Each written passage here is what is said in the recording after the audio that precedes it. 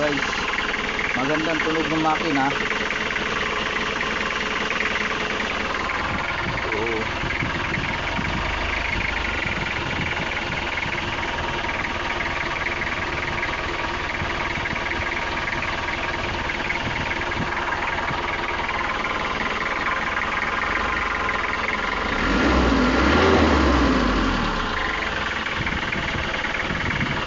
Nagatalsik.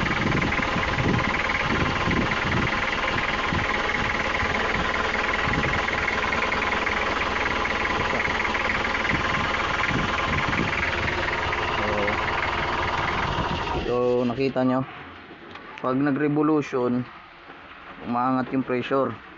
So ibig sabihin may tama yung cylinder nya. So kailangan, bali na top overhaul na daw to, general overhaul pa ang ginawa. Pero duda ako, nakalimutan ko rin tingnan to. Kasi ang sabi kasi na overhaul na, wala. Tinanong ko kung na overheat ba to, sabi wala, hindi dumaan ng overheat. So panatag ako.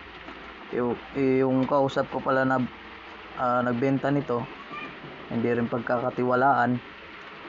Paniwala niya ako na goods talaga, pero makina pag pakinggan mo maganda, walang ingay, walang talsik. So okay siya. So nasa loob ang ano nito, ang problema nito.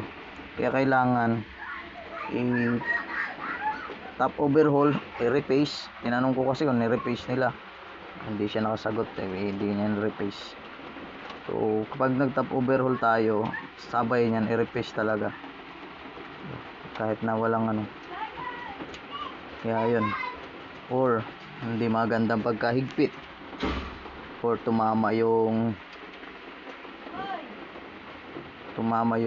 ano niya. So maraming dahilan yung sa paggawa, yun yung gumagawa. So yun, titirahin natin to, bigyan natin ng time.